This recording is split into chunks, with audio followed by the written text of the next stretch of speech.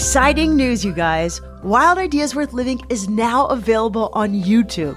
You can find our latest episodes uploaded there weekly, plus video clips with some of our guests that give you a peek behind the scenes. Check out all of the content at youtube.com/REI.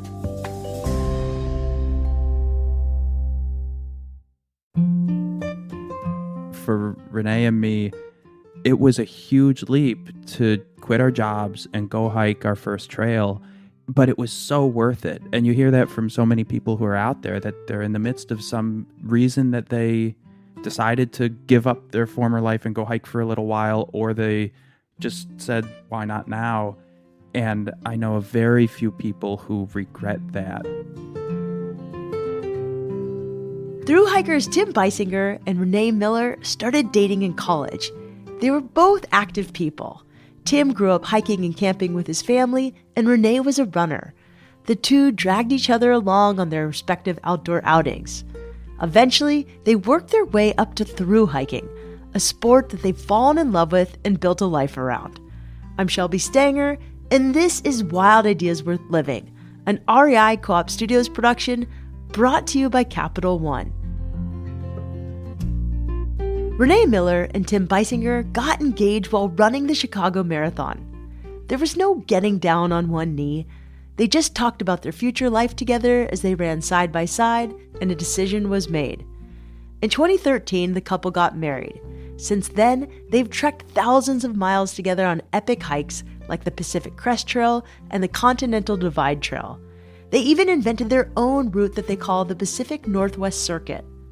Over the years, Tim and Renee have come up with quite a few thru-hiking hacks, and they share how-to videos on social media. In fact, the pair went viral in 2021 when they posted a clip of them dehydrating cooked rice. Who knew rice could be so exciting? Tim and Renee have continued to share educational tips, recipes, and vlogs of their hiking adventures. Along the way, they've built an online community of serious outdoor enthusiasts. Renee and Tim, welcome to Wild Ideas Worth Living. We're excited to have you on. Yeah, it's really exciting to be on. Thank you. How did you guys really get into thru-hiking? I blame it on Renee. Yeah, so Tim's mom gave me the book Wild for Christmas one year, and I just was like, oh, wow, that sounds really cool. I want to do that someday. Thru-hike the Pacific Crest Trail. And Tim was like, no, that's something for retirement. We have to focus on our careers. But it was always in the back of my head that I wanted to do it sooner rather than later. Okay, so now you're seasoned thru-hikers, but there was a time where you didn't know how to pack a backpack, I'm sure. Yeah, so when we first set out on what we thought was the longest hike ever, it was the John Muir Trail, and we loaded up all of the food for the entire trip. So 17 days of food. We didn't know what it meant to resupply. More stuff than you can imagine. And our packs were so heavy, and we set out on the John Muir Trail and had an amazing time. But there were all of these people leaving at about the midway point to go get more food. And we didn't understand exactly going into it that was something that a sensible person would do, is carry part of their food and then get more. And then on that trip, we ran into an actual PCT thru-hiker, and we were just astonished. He was wearing, short shorts and a tiny backpack and trail running shoes. And we just were like, whoa. He was out on a 4.5-month hike, and we were out on a 2-week hike, and he was carrying so much less stuff. He was so strong, moving so fast. Even his clothing, we were traditional hikers. We had big, heavy boots, pants, like big hats, and he had trail running shoes and running shorts and probably a 10-pound backpack. And it was like, oh, that's how you move huge miles every day, is you lighten your load and hike like a runner. After that first thru-hike on the John Muir Trail in 2015, Tim and Renee were hooked. The couple decided to step up their game and take on the Pacific Crest Trail.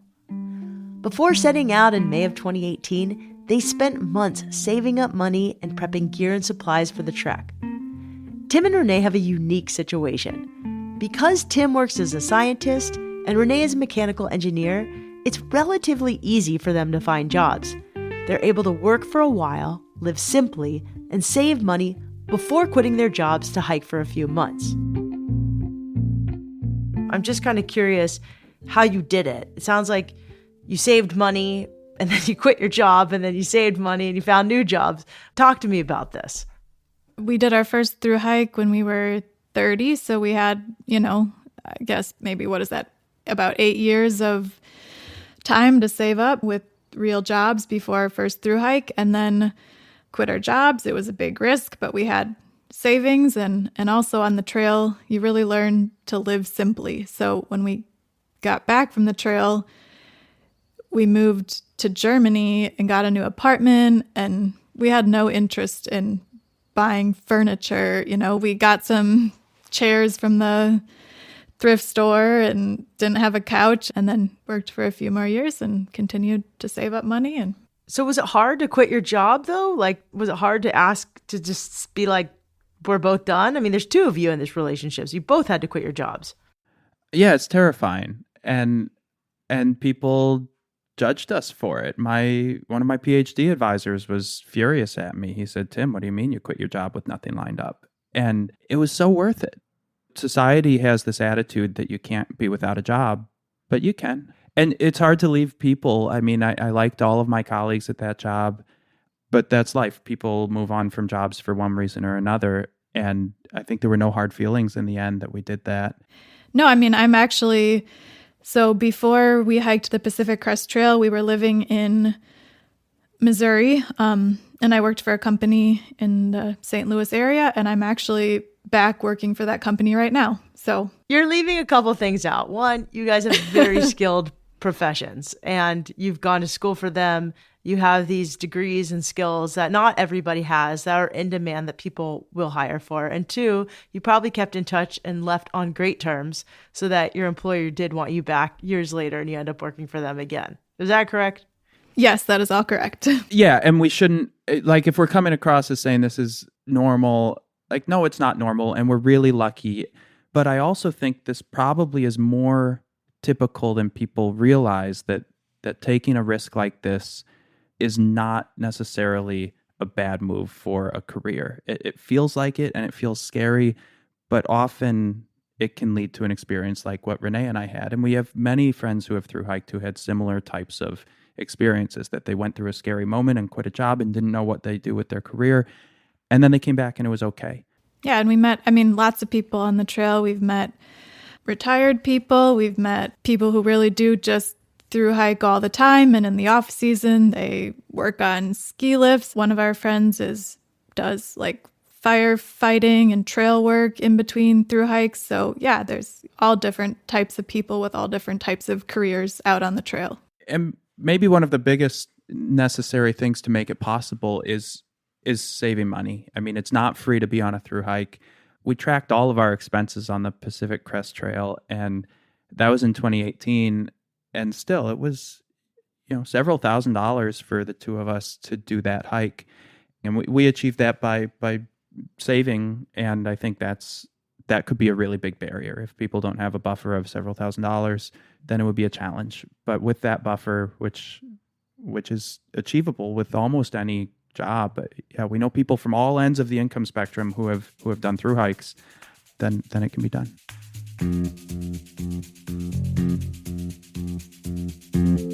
With lots of planning and hard work, Renee and Tim have been able to create a lifestyle that allows them to have some pretty wild adventures. After completing the PCT in 2018, the pair moved to Germany for work. Even though they went out trekking as much as possible in Europe, Tim and Renee missed the wilderness of the US and decided to come home. Before they returned to the States, they planned to attempt the Continental Divide Trail, which they did in 2021. It was on that trail that they got the idea for their next thru adventure, which would be a combination of hiking and canoeing. Okay, so what is the Pacific Northwest Circuit? We came up with it. So it's our own imagination. Okay, but it's your own thing.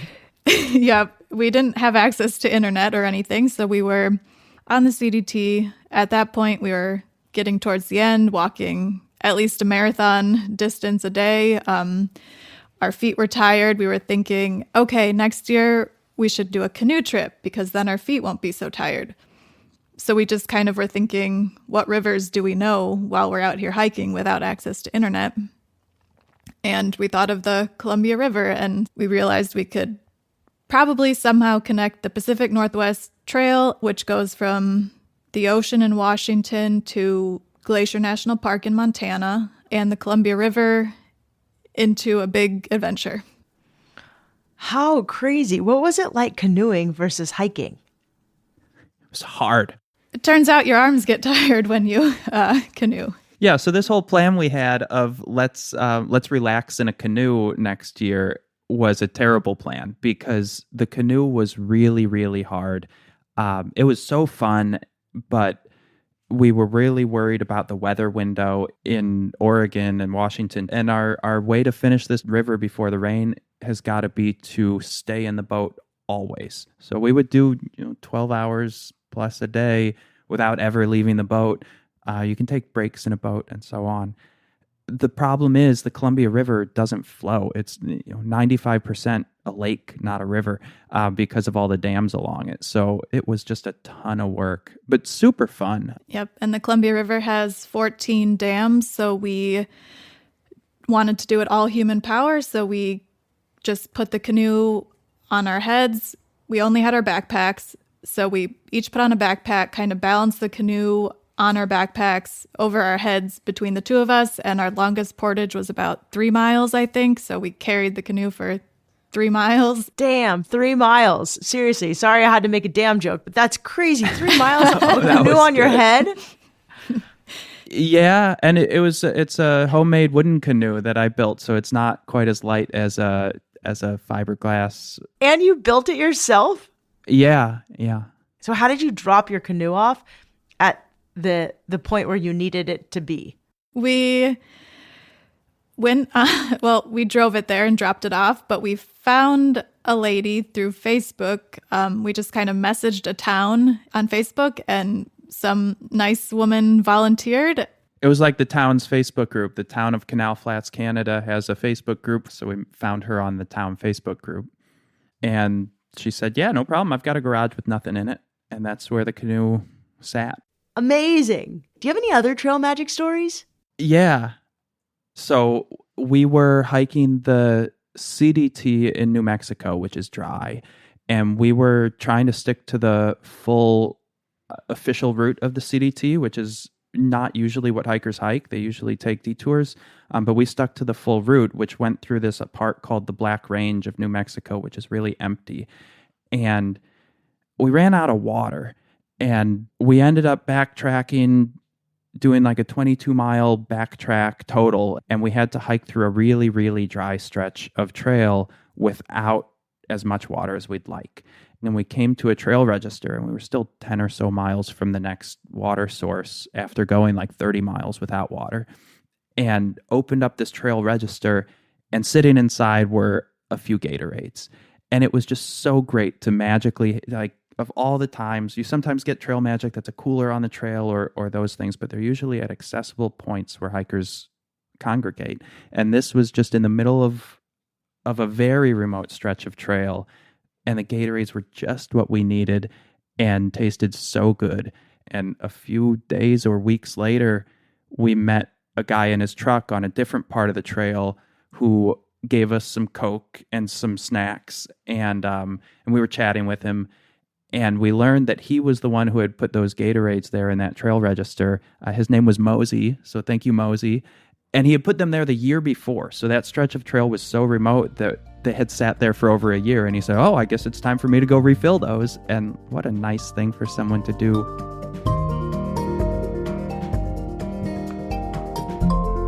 When we come back, Renee and Tim talk about how they prepare for these trips, including dehydrating all of their own food. Plus, they tell us about their massive TikTok following and why they sometimes split up on the trail.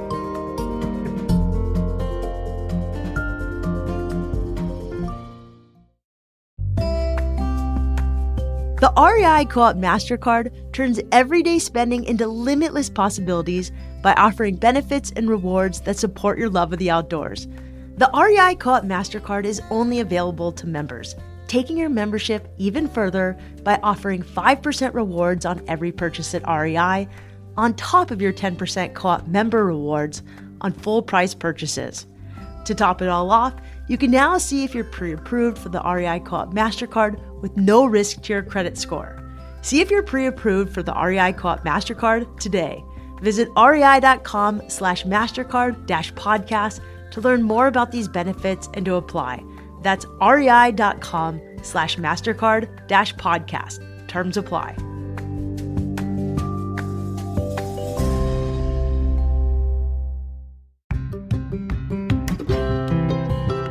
Over the years, I've learned how important hydration is in my running and surfing. It's the key to helping my body move, recover, and just have a good time when I'm adventuring outside. Things go even better when I'm well hydrated before I even get out there. Noon Hydration doesn't want you to wait to hydrate, they want you to start your adventure hydrated. Noon Sport Hydration tablets hydrate better than water alone.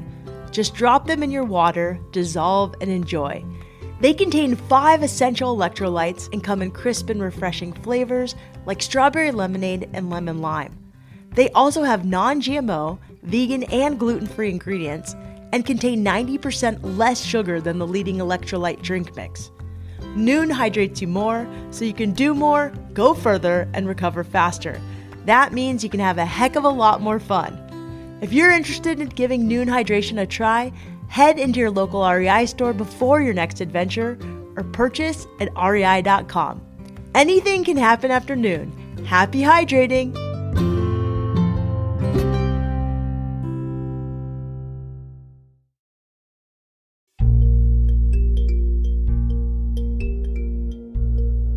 Tim Beissinger and Renee Miller have Thru-Hiking down to a science. They save up for months or even years before heading off to spend 3 to 5 months at a time on the trail. When they come back, they get new jobs or return to old jobs and start planning and saving for the next adventure. So far, the couple has trekked more than 10,000 miles together. Before they depart for each trip, they plan stops in towns for resupplies, pack their gear, and make all of their meals for the journey. Okay, so what goes into planning these kinds of adventures you do? Spreadsheets. Renee's the spreadsheet expert, so she really is on it, saying, let's make a spreadsheet, and we'll go through all of the cities that we think we want to hit, and then we go in and we make our resupply plan. And a big part of our prep is preparing our food. We really like to dehydrate and assemble our own meals as opposed to buying off-the-shelf stuff. So we will run the dehydrator for months and put stuff together and then box it all up and send it to those towns.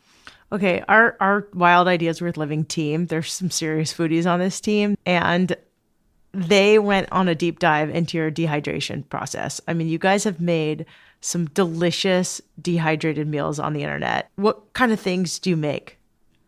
I mean, we like to make sure all of our meals have a carbohydrate, some vegetables, a protein, and flavor.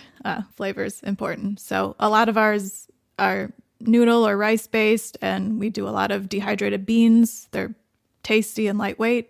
My favorite recipe that we have is our peanut butter pasta, which uses powdered peanut butter and some powdered coconut milk, and it's tasty. We have a curry rice that we've been making for years. Ever since our very first backpacking trip, we made this recipe, and it's evolved a little bit, and it's cashews and raisins and rice and vegetables and super tasty. I mean, you could dehydrate almost everything. So we dehydrate sauces. We have a chili that we like to dehydrate. The chili is really cool. You can basically take any chili recipe as long as it doesn't have too much oil or fat. So if it's a vegetarian chili, it works, and dump it on a dehydrator and run it, and it'll turn into, almost like crackers, just really crispy, hard stuff. And then when you add it to hot water, it just comes back to life like it was chili all along. And it'll stay like that for months and months and months. So all your recipes are vegan, which is awesome for people who are vegan. Are you guys also vegan, or is it just better in a dehydrator and better to take on the trail? It's both. So we plant-based food. We're both vegan, but It's in a lot of ways easier to dehydrate vegan foods because oil doesn't evaporate. So to make a food that doesn't spoil, you don't want to have oil and you don't want to have fat. And there's ways to do that with meat, but it's a little more challenging, and we don't know exactly how to do it because it's not what we do. So tell me about the process of making something like that. Like, let's take the peanut butter pasta, for example. How do you do it? Well, for that one, it's a lot of dehydrated vegetables, and sometimes we put peanuts in it. If we want to be more ultra light, we put beans in it because beans are lighter than peanuts. And then combine that with some pasta. We don't dehydrate pasta. We put everything in the pot, bring it to a boil. We don't drain the pasta. We bring it to a boil it for 2 minutes, and then let it sit for 10 minutes. And by the time it's done, it's all absorbed and cooked. Renee and Tim can talk about food for hours. Tim does most of the cooking on the trail, but they both do a lot of recipe testing and development before a recipe is deemed good enough to take on a thru hike. There are a lot of adjustments you have to make in order for food to taste good when it's rehydrated. Tim and Renee's videos explain the recipes, how they store their dehydrated food, and how they cook when they're out in the wild. Between prepping food, making videos, planning expeditions, and actually going on thru hikes, Tim and Renee spend a lot of time together. Their lifestyle allows them to experience some of nature's greatest beauty as a couple. Of course, when you're away from showers for weeks at a time, you also see some not so beautiful moments. I want to talk to you guys about all the time you spend together, especially on the trail. How do you guys keep the romance alive when you're stinky, sweaty, tired, you got bug bites, and, you know? We like each other. It seems easy. I mean, we like to talk about big things, and most of the time on the trail, we are walking together, just chatting about whatever, or not chatting if there's nothing on our minds, really just being in the moment, however we feel, and we like to share that. Yeah, it's pretty cool to share the experience with each other because then we can talk about the memories and they stay in our heads longer. When we finished the Pacific Crest Trail, our first big thru hike, we kept playing this game, which was let's try to remember every single night that we've spent out here. So we were out there for 141 nights, and we could talk through the first night.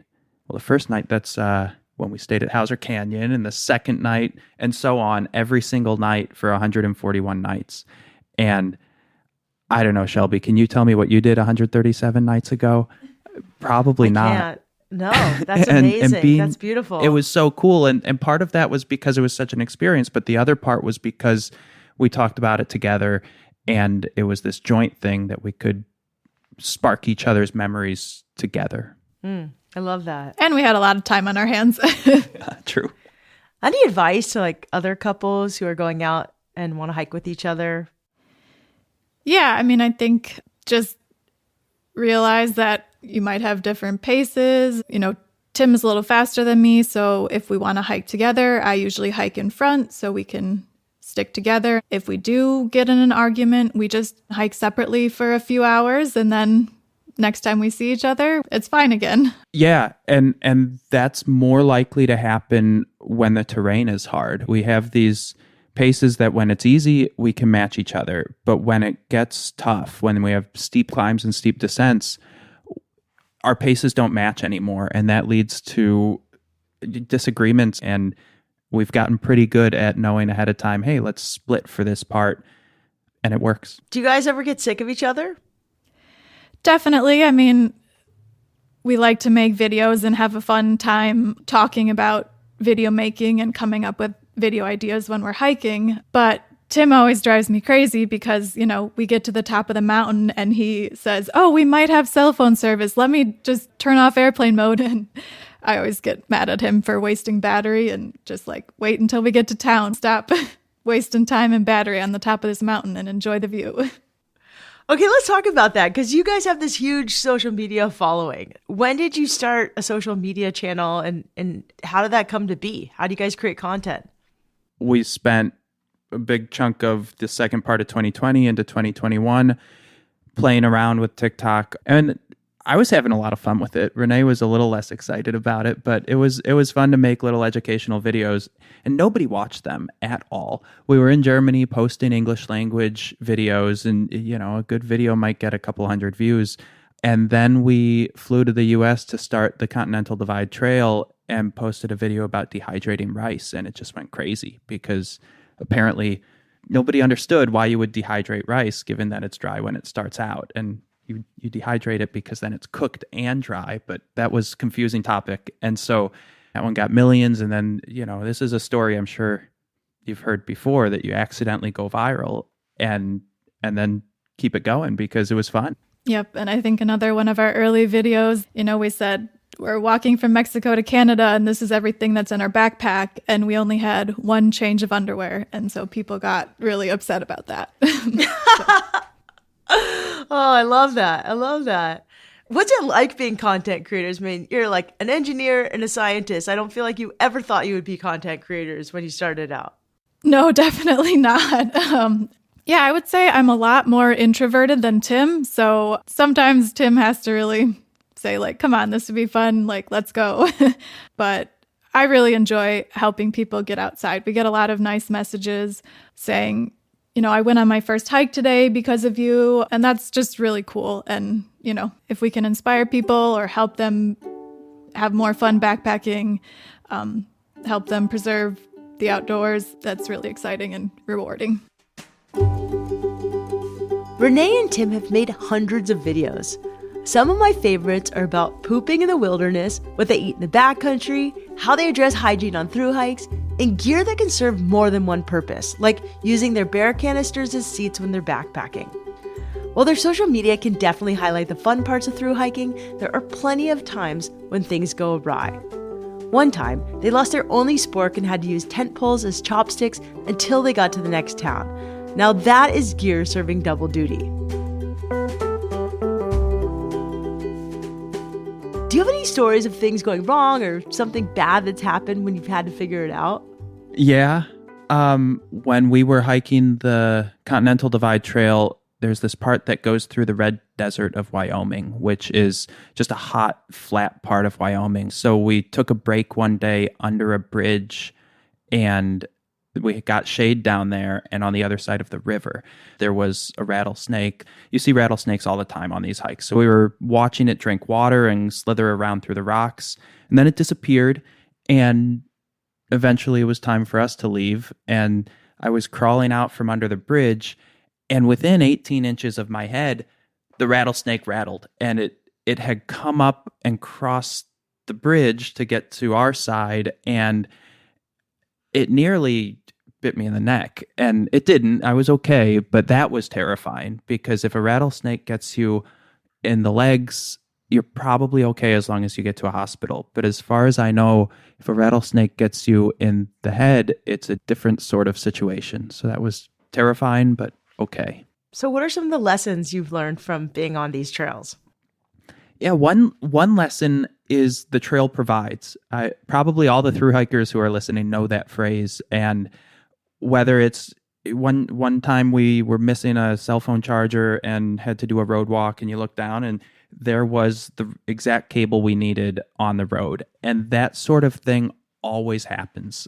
When you go into the unknown sometimes makes things line up and work. And so the trail provides is one of the best lessons that's not just a trail phenomenon, but it's a life phenomenon too.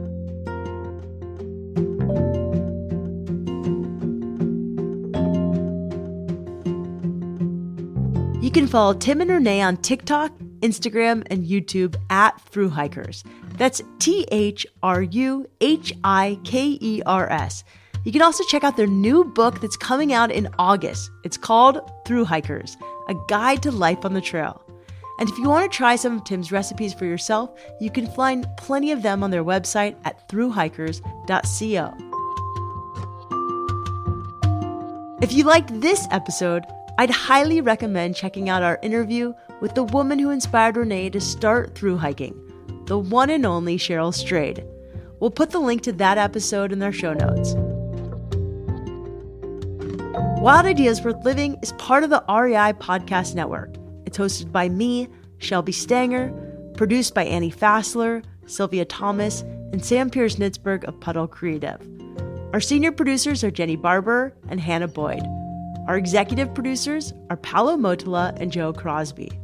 As always, we love it when you follow the show, take time to rate it, and write a review wherever you listen. And remember, some of the best adventures happen when you follow your wildest ideas.